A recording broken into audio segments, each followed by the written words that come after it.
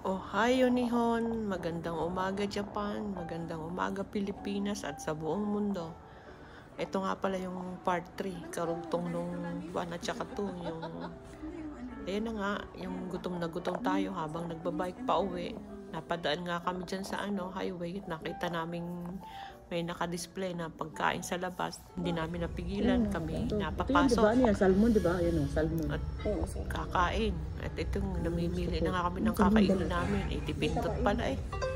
Kaya yun, medyo kahit English medyo nangangapa. Ayan na, pinindot ko na. Pag-order. Ayan. Putso yan. Dalawa. Ano ba yung side Ito. Side dish? Anong gusto mo ba? Ayan, ito sa akin. Ano to?